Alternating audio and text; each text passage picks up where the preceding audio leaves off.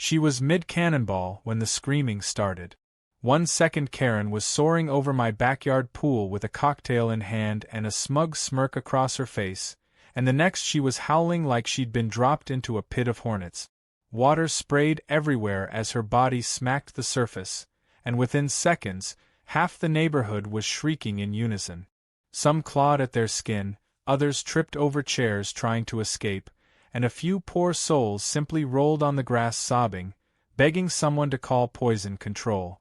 I had just pulled into my driveway when my phone buzzed with an alert from my security cam labeled motion detected. Backyard. I clicked the live feed and froze.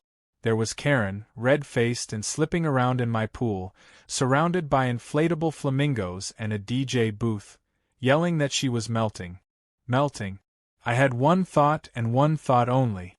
They jumped into the Eel Deterrent gel. And now? I had an entire HOA about to learn what happens when you throw a party in someone's yard without asking. Especially when that someone is a marine researcher working on experimental biochemical repellent. Weeks earlier, when I was granted approval to test a gel compound designed to deter electric eels from entering high-traffic aquatic zones. My backyard pool, rarely used for swimming and meticulously maintained as a controlled environment, was perfect for the research. The gel was colorless, mostly odorless, and entirely harmless to humans under normal use. But when it bonded with chlorinated water and made skin contact, it created a bizarre and uncomfortable sensation described in our field reports as slimy electrical burning. Not damaging, not toxic, but highly, wildly unpleasant. Exactly what you want to make an eel second-guess a swim. The only humans who knew about it were me, my research team, and the HOA president who had approved the project under the condition that I post clear signage and secure the gate. I did both. Big red letters. Caution: active marine research zone. Do not enter pool. What I didn't count on was Karen. Karen was the kind of HOA member who believed everything in the neighborhood existed for her convenience. My driveway was her emergency yoga mat. My mailbox apparently confused her because she regularly shoved her own HOA newsletters into it and blamed the postman when she didn't get hers back. We had clashed before, mostly small things, like her trimming my hedges to her liking or complaining that my backyard plants weren't aesthetically aligned with the street's vibe. But this was a whole new level. I had left for a 3-day marine biology conference out of state and thought nothing of it. My home was secure. My yard was locked. My cameras were live. Yet somehow, Karen had decided my absence meant open invitation. According to my neighbor's later accounts, she announced during the HOA walk meeting that she'd be hosting the annual Neighborhood Unity celebration. When asked where, she gestured vaguely and said, "Oh, don't worry. I've made arrangements with a friend." That friend was apparently me. And those arrangements were her snapping off the hazard signs, unlocking the back gate with a bolt cutter, and decking out my private yard like it was a community center. Tents, a buffet table, tiki torches, and a Bluetooth speaker blaring 80s pop songs. She even hired a local teen DJ who had no clue he was committing trespass on a chemically treated testing ground. What unfolded after her first splash was chaos. She didn't just scream. She flailed, splashed, and dragged 2 other guests back in with her. One of them, a man in neon green swim trunks, tried to climb the side of the pool wall and slipped, taking down an entire cooler of wine spritzers. Another tripped over a garden gnome and landed face-first into my petunia bed. Kids cried. Adults shouted. A neighbor yelled that she was blind, and Karen accused me of sabotaging my own pool just to spite her. The irony. As I walked through the gate, phone still in hand, recording the madness, Karen locked eyes with me and shouted, "What did you do? Why would you do this to us?" I stopped just short of the patio and calmly said, "This is an active research pool. The signage was removed, the gate was broken, and you, Karen, are standing in Eel Deterrent compound designed to mimic the sensation of an electric predator. So unless you're a South American freshwater creature, I suggest getting out." She looked ready to explode. Her face twitched between disbelief and indignation, and then she grabbed her towel and stormed off, dripping wet, ranting about lawsuits and permanent nerve damage. The rest of the guests followed in a slow, sticky exodus, many of them muttering apologies and clutching at their tingling skin like they'd been dipped in shampoo mixed with icy hot. One man leaned over and whispered, "That was the worst pool I've ever been in. What the hell was in there?" I responded plainly, "Science." By nightfall, the yard was trashed. Paper cups floated in the water. Broken sandals and melted popsicles dotted the concrete. The inflatable flamingos remained like stunned witnesses. I spent the next few hours draining the pool, documenting the damage, and filing a full incident report with the HOA board and the local authorities.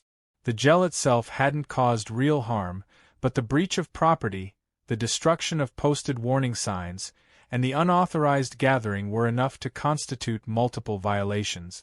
I even included time-stamped security footage. You could see Karen snipping the zip tie off the gate, yanking off the red caution tape like it was an annoying decoration, and gesturing grandly like some kind of suburban queen claiming her kingdom. But here's the twist no one saw coming. While the HOA had been tolerating Karen for years, they had never seen her actions documented this clearly or broadcast so publicly. One board member called me within 24 hours and asked for permission to use my video at the next meeting. Another sent me a screenshot of a neighborhood group chat titled Poolgate with dozens of messages reading things like, "Did you see Karen's face when she got out?" And so that's what that pool was for. I thought it was a koi pond.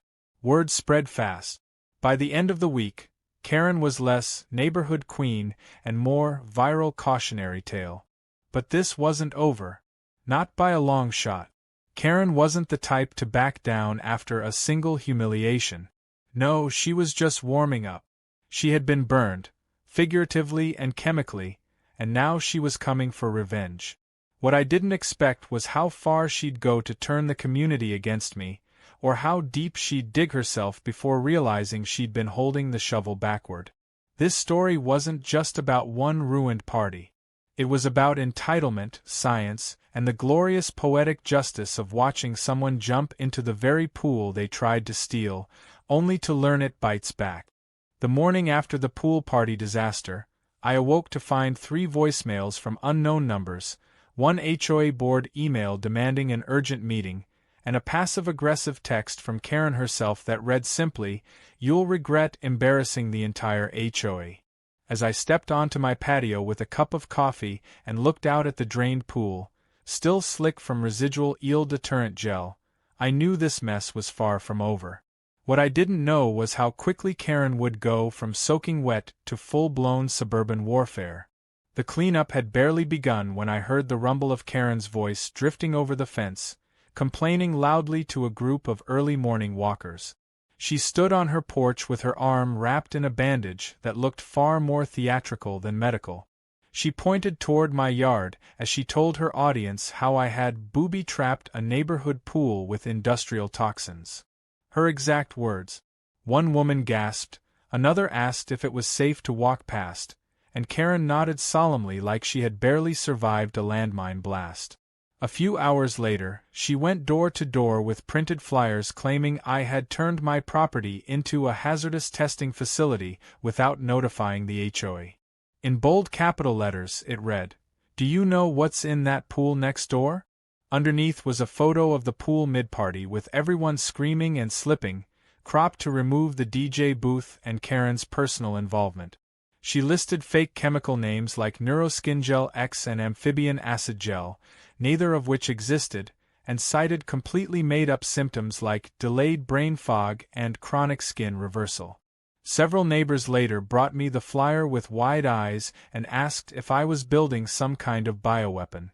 I calmly explained the gel again, showed them the documentation, and reminded them it had been approved in writing by the HOA itself. Most nodded and thanked me. One neighbor, a retired science teacher, even laughed and said, "This Karen doesn't know the difference between fish food and formaldehyde." By that afternoon, Karen's narrative had mutated. Now she was saying I had used the gel as a personal revenge plot because she once asked me to trim my hedges. She stood at the end of the cul-de-sac loudly detailing her version of events while recording on her phone like she was auditioning for a reality TV courtroom drama. I tried to ignore her, but when she accused me of endangering children and shouted that I had declared chemical war on the community, I decided it was time to push back more publicly. The HOA emergency meeting was held that night in the clubhouse. I walked in with a folder filled with signed permits, HOA emails, photos of the caution signs before they were removed, and the footage of Karen snipping the gate tie and inviting guests in with her megaphone voice. Karen arrived 10 minutes late wearing a neck brace and sunglasses like she had just survived a safari explosion. The moment she sat down, she pointed at me and said, "I demand his pool be condemned. He's a danger to the neighborhood." I calmly set the folder on the table and handed out printed packet. One for each board member. No raised voice. No accusations. Just proof. The room fell into an uneasy silence as the board reviewed the evidence. Karen, clearly rattled, tried to interject. She accused me of faking the video. She said the signs weren't there when she arrived. She even claimed she had verbal permission to host the party. When asked from whom, she replied, "The community spirit," and everyone just stared at her.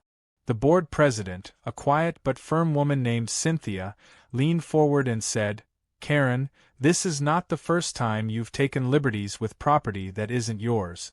What you did was trespassing. You destroyed signage, damaged research property, and hosted a public event on private land without consent."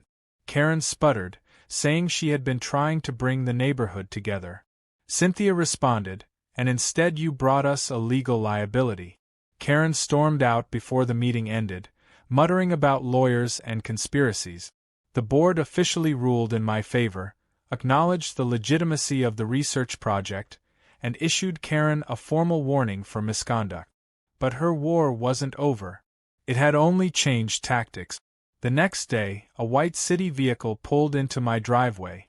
2 city inspectors stepped out and introduced themselves politely but firmly.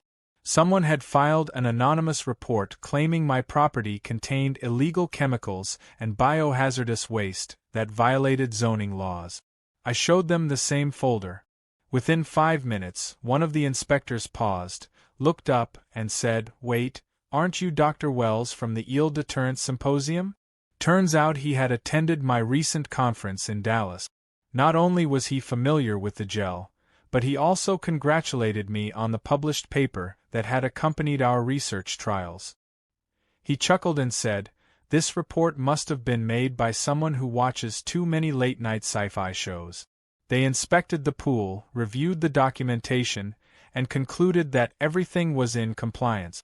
The moment they left, I saw Karen peeking from behind her curtain, phone in hand, filming them like she was waiting for them to slap handcuffs on me.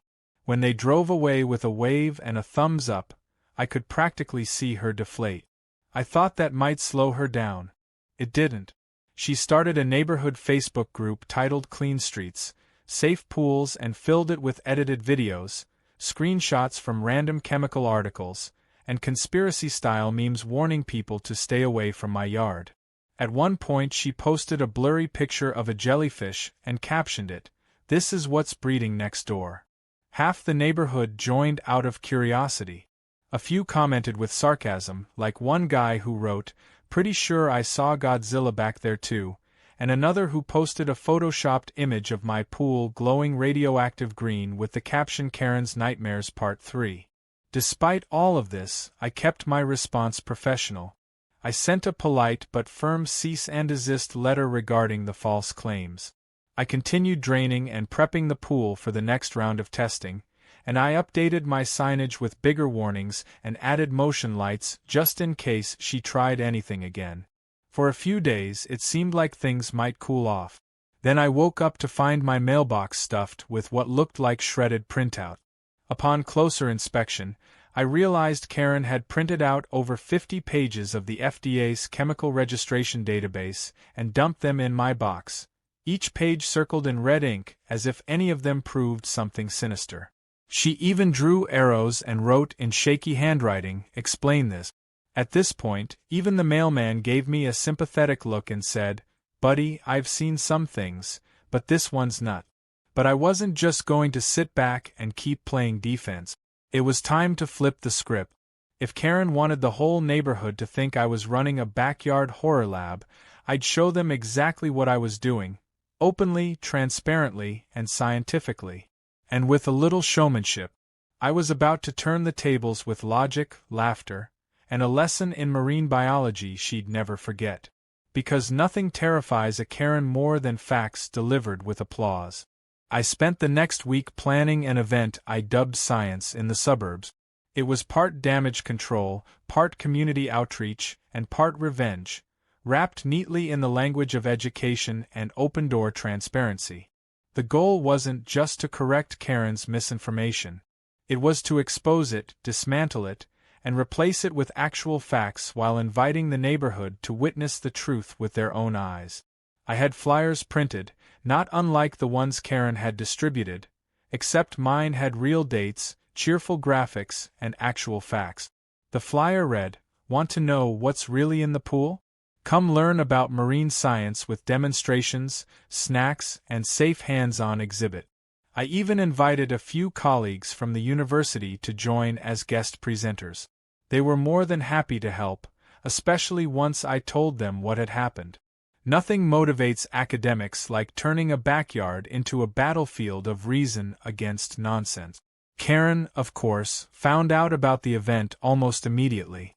She tried to sabotage it before it even began.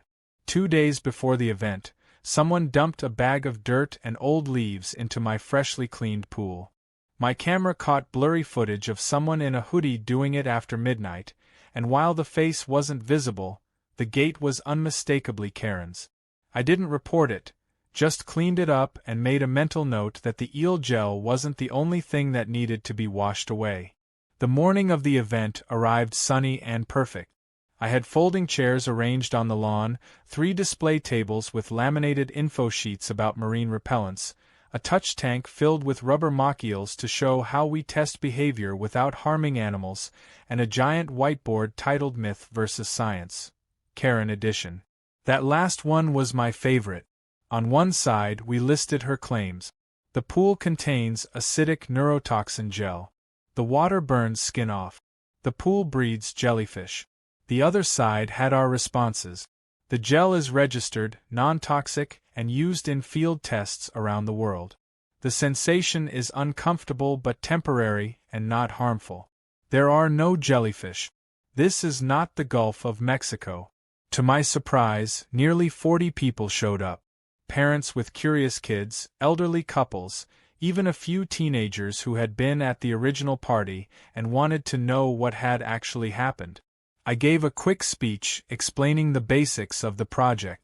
Then Dr. Cohen, a guest marine chemist, gave a demonstration using beakers of colored water and samples of the gel in its raw and diluted state. The audience watched in amazement as the gel reacted with small electric currents and changed texture, showing exactly how it would deter eels while remaining safe for people. The kids loved it. They squealed every time the gel fizzled in contact with salt water. One child, maybe 8 years old, turned to his mom and whispered, "I want to be a fish scientist." I couldn't stop smiling. Right as Dr. Cohen finished his presentation, Karen showed up. She didn't come through the gate or the side path like a normal guest. She marched down the middle of my driveway like she was inspecting enemy territory. She wore a floral sun hat, huge sunglasses, and a scarf that flapped dramatically with each step. Several guests turned to watch her as she planted herself next to the whiteboard and pointed at the words Myth vs. Science with a theatrical gasp. "I came here to see your so-called science," she said loudly, "but all I see is propaganda." She held up her phone to record, panning slowly across the guests and the yard. "Are you all seriously buying this?" she asked. "The man poisoned a public pool, and you're applauding him." I stepped forward and said calmly, "Karen, this was never a public pool. It's private property, approved for research, and the signs you tore down made that clear." As I spoke, Dr. Cohen added, and the pool was only hazardous if you dove in uninvited while it was clearly marked as restricted. Just like someone did last week when they dumped yard waste in it. Karen's eyes narrowed behind her glasses. That's a baseless accusation, she snapped. I don't sneak around like some criminal. I glanced at the camera above the garage and simply said, well, someone should tell that to the hoodie-wearing figure caught on night vision. That brought a few stifled laughs from the crowd. Karen waved a flyer of her own. It was one of her old panic sheets, claiming I had introduced toxins into a residential area. She waved it like a flag.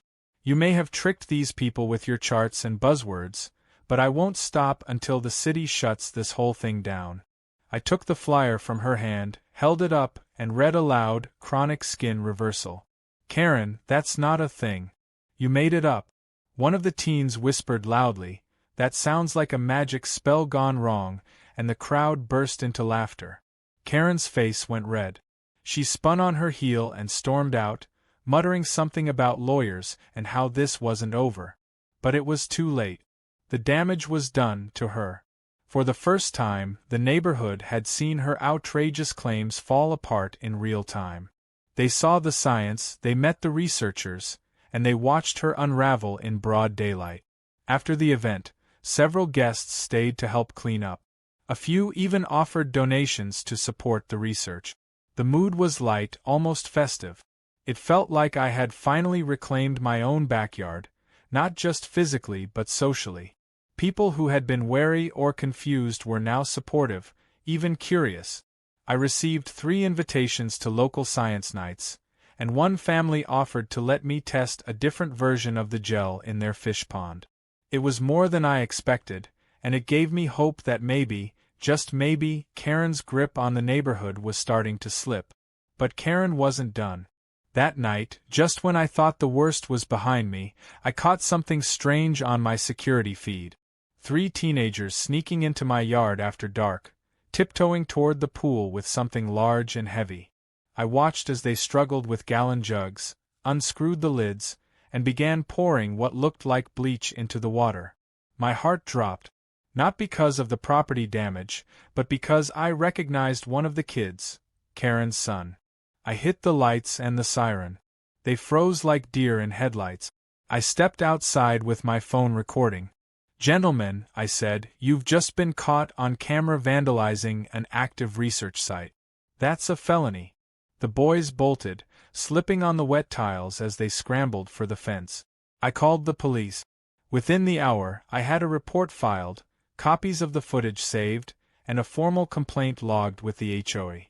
The next morning, Karen was already outside screaming that I had traumatized her son. She said I was a monster for calling the cops and claimed the kids were just playing a prank. "You've gone too far this time," she shouted. I walked outside, holding the police report, and said, "Actually, Karen, I think you'll find that trespassing, vandalism, and endangering minors is what went too far." Her face paled. For once, she had no comeback. She turned and went inside without another word. I knew then that she was finally beginning to realize that this wasn't just a neighborhood spat anymore. This was real. And her lies, schemes, and tantrums were now on full public display. She hadn't just lost the community's sympathy. She'd lost their trust. And next, she was about to lose the only thing she valued more than control, her reputation. The calm after the chaos didn't last long. Karen had taken a hit to her pride, but if I had learned anything about her by now, it was that she didn't retreat quietly. Instead, she shifted strategies. If she couldn't get me arrested or banned through misinformation, she would try to destroy me with politics and perception. It started with a petition. Printed on glossy paper and labeled HOA Emergency Action Form, it claimed my property was unsafe for residential zoning and that I was harboring dangerous chemicals that posed a threat to children. Karen began canvassing door to door again, this time carrying a binder of blurry screenshots and phrases like hazardous exposure and ongoing risk. What she didn't realize was that most neighbors had already seen her tantrum at the science event, and the bleach dumping incident was now quietly being discussed on the HOA message board. A few neighbors humored her, nodding politely, but more than one forwarded me photos of her petition with captions like "This is getting sad and she's losing it fast." Still, she wasn't deterred. She went bigger. She started tagging the city's official accounts in dramatic social media posts, trying to get local media involved. Her posts had titles like "Suburban Scientist Endangering Children and Home Becomes Biolab Nightmare." One featured a heavily filtered photo of my house with lightning bolts photoshopped in the background. It would have been hilarious if it wasn't so deranged. A few of my colleagues texted me screenshots of her public rants and asked if I needed a lawyer. I told them not yet, but that I was documenting everything. Every flyer, every message, every accusation. It wasn't just about defending my work anymore. Karen had crossed a line, and I was done playing nice. Around this time, the HOA president Cynthia finally returned from a trip she had taken during most of the madness. I filled her in on what had happened, showed her the police report, the bleach incident, the security footage, and the ongoing harassment campaign. She listened in silence, flipping through the evidence. Then she looked up and said, "We're calling a full HOA board review." She scheduled it for the following week, and made it clear it would be mandatory. Karen tried to wriggle out of it by claiming medical issues, but the board didn't budge. The meeting would happen with or without her. When the day arrived, the clubhouse was more crowded than I had ever seen it. Word had spread beyond our neighborhood. Residents from adjacent blocks came just to witness what had become the most talked about HOA debacle in recent memory. I arrived early, set up a table with all the documentation again, and quietly took a seat near the front. Karen strutted in 20 minutes late, dressed like she was attending a press conference. She wore a navy blazer, pearl earrings, and carried a thick manila folder stuffed with who knew what. As soon as she sat down, she loudly declared she would be recording the meeting for legal purposes. Cynthia nodded and said, "That's fine. Just know that we're recording too." The meeting began with a statement from Cynthia outlining the events of the past few weeks. She was calm but firm, laying out the incidents chronologically and without embellishment. She mentioned the unauthorized party, the trespassing, the signage removal, the bleach dumping, the false accusations, and the social media smear campaign. Every point was supported by timestamps, emails, or footage. Karen sat frozen, her eyes darting around the room like she was looking for a lifeline. When it was her turn to respond, she stood up and opened her folder dramatically. She started reading a long-winded statement about community safety, how her only concern was the well-being of children, and how she had tried to raise awareness out of civic duty. Her voice trembled, not from emotion, but from the sheer weight of keeping up the performance. At one point she pointed at me and said, "He's turned our neighborhood into a science experiment. What if next time it's radioactive? What if someone dies?" I expected more outrage, but instead the room fell into quiet disbelief. Someone in the back muttered, "You've got to be kidding." Another resident, a mother of two, raised her hand and asked Karen directly, "Did you actually get permission to use his yard for your party?" Karen dodged the question. Cynthia asked again, "Did you have written or verbal consent?" Karen shifted and said something vague about community precedent and needing a central location. Cynthia pressed her again. Karen snapped, "Well, I thought it was implied." The entire room seemed to exhale at once. That single sentence, "I thought it was implied," was the nail in the coffin. Cynthia turned to the board and asked if there were any motions.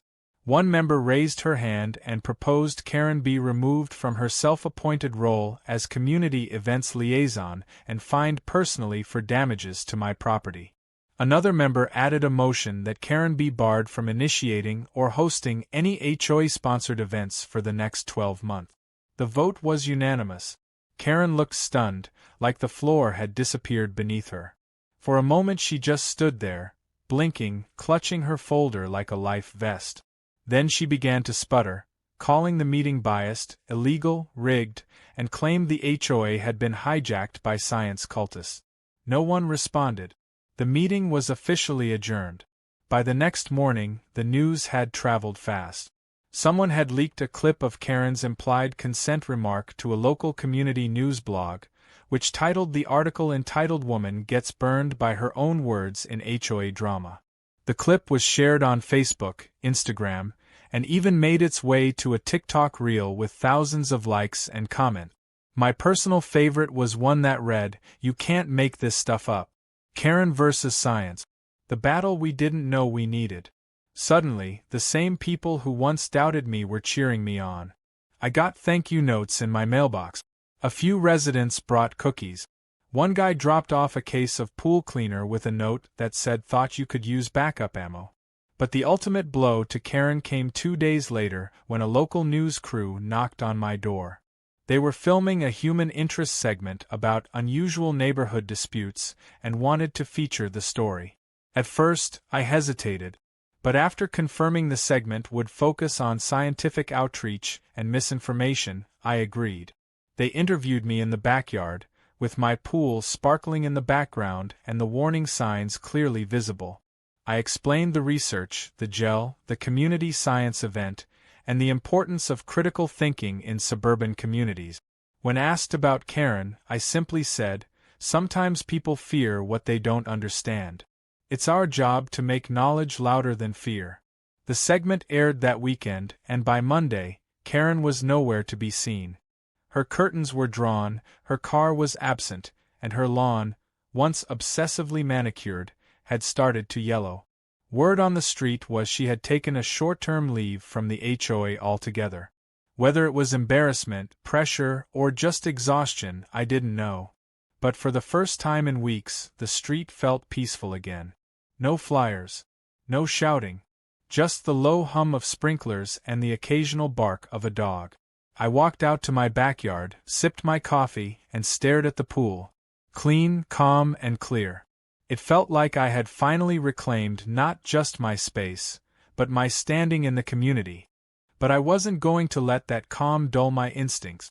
I knew Karen too well to think she was truly finished. She'd retreat, regroup, and eventually try to claw her way back into relevance.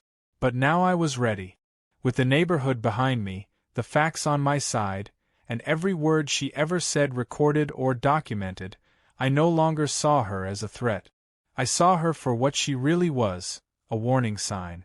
One that said entitlement ahead. Proceed with reason. And a hidden camera. A week passed, and for the first time in months, things were quiet. Not eerily quiet, not suspiciously quiet, just the kind of peaceful lull that made you realize how much energy you'd been burning fighting off insanity. Karen hadn't been seen since the HOA meeting where she imploded in front of half the neighborhood. Her blinds were shut, her yard was overgrown, and her car hadn't moved from the driveway.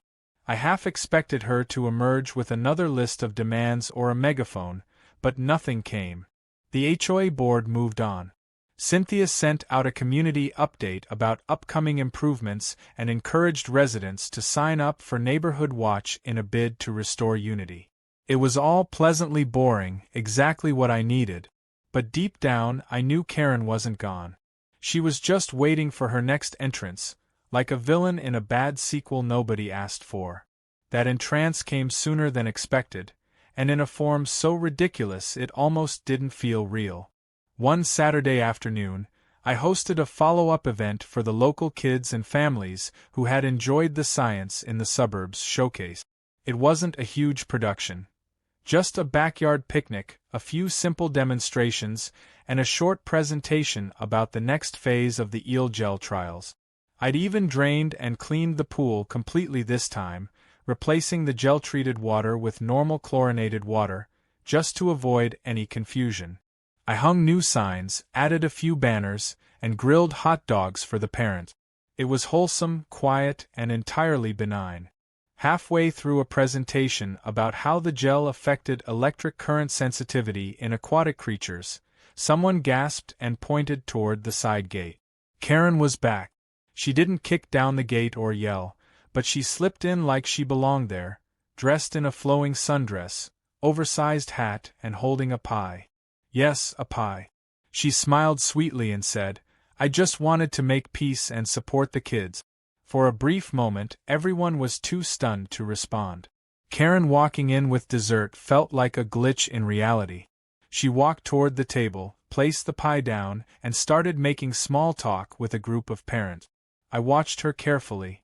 She was smiling too much, laughing at things no one said, and complimenting everything around her. It was the most awkward performance I'd seen since high school theater. After a few minutes, she made her way toward me. "You know," she said with a strained smile, "I think we both went too far. This neighborhood has been torn apart, and I'd really like to move forward." I nodded slowly, unsure what her angle was. That's when she dropped it, the real reason for her visit. "I've spoken to a few people, and we were thinking it might be nice to bring back the HOA Summer Bash. I thought maybe your yard could be the venue again. It's the biggest. You're kind of a local celebrity now." I blinked. Was she really asking to throw another party in the same place she nearly turned into a chemical panic zone? I couldn't believe her gall. Before I could answer, she added, "Of course, this time we'd use regular water. No science stuff, just something simple. Community fun. Nothing experimental." I paused, then smiled. "Karen," I said, "I appreciate the gesture. But if you want to host a party, I suggest you get permission from whoever owns the place you plan to host it on. Because this yard? It's still mine." Her smile cracked slightly, but she kept her composure and nodded. Of course," she murmured, then turned to walk away. She didn't storm off like before. She didn't rant. But something in her posture was tight, calculated. The pie was left untouched. That night, my motion sensor light flicked on around midnight. I checked the feed. No one was visible, but something had definitely moved near the fence. The next morning, I discovered the kiddie pool I had used for a demonstration had been refilled with water. It had been empty before. I dipped a testing strip into the water and frowned. The pH was off. Too high. I ran a quick chemical check and discovered traces of household cleaning agents. Bleach again, but diluted. Someone had dumped a mix into the pool. A warning. A message. A last-ditch act of defiance. I drained it immediately, cleaned the surrounding area, and updated the security footage time log. That was the final straw. I printed out the footage, cross-referenced the timestamps, and called another meeting with the HOA board. I laid everything out again. Karen's sudden reappearance, her attempts to regain access, the suspicious chemical reintroduction. Cynthia sighed deeply and asked, "What does she want at this point?" I responded, "Control. Same as always. She needs to feel like she's still the center of the neighborhood. That she can get away with anything." The board agreed unanimously to take the matter a step further. Karen would be officially reported for harassment and property tampering. They also initiated a permanent restriction preventing her from serving on any HOA subcommittee or organizing community events indefinitely. It wasn't exile, but it was close. Still, I felt like there was one more message that needed to be sent. Not out of spite, but clarity. So I hosted one more event. This one was invitation only, just for residents who had supported the project and stood by me through the Karen chaos. The theme? Float responsibly. It was a tongue-in-cheek callback to the original disaster. I rented a few inflatable loungers, installed temporary lighting, and offered everyone complimentary science-themed drinks with names like Shockwave Punch and Electric Lemonade. At the center of the yard, I placed a new wooden sign. Burned into the surface with a branding tool were the words, "This pool bites back." As the night wore on, laughter echoed through the yard. People shared stories, cracked jokes about Karen's Facebook flyers, and toasted to neighborhood sanity. I spotted one of the teens from the bleach incident standing awkwardly near the fence. He waved sheepishly. I waved back. That was enough. No need for grudges. Just boundaries. Right around 11, a rustling noise came from the far end of the yard. Everyone paused. I turned toward the sound. There she was, Karen. Dressed in dark clothes, crouched near the fence, clearly thinking she hadn't been noticed. She looked up to see half the yard staring at her in silence. Someone turned on the patio light. She blinked like a deer caught in the open. I raised my glass and said, "Care to join us? We've got science-friendly beverages tonight. No eel gel, I promise." There was a beat of stunned quiet. Then the crowd erupted in laughter. Karen didn't say a word. She turned and disappeared into the shadows. After that night, she finally stayed gone. She sold her house 3 weeks later. Some claimed she was too embarrassed. Others said she had been pressured out. I didn't care. The silence she left behind was all the answer I needed. I had my peace back, and more importantly, so did the neighborhood. No more fake flyers, no more chemical sabotage, no more screaming about non-existent jellyfish. Just calm. The pool returned to its primary purpose as a testing zone. The project got picked up for a second phase with expanded university funding. I even got invited to speak at a few conferences about community resistance to scientific work and how to navigate public misinformation. Karen had tried to frame me as a villain, but all she did was hand me a platform, and a story so ridiculous it sounded fictional. People still joke about it when they walk past. They point at the sign and say, "That's the pool that took down Karen." And I smile every time because it did. Not with force. Not with spite. But with science, boundaries, and one highly uncomfortable, eel-repelling swim.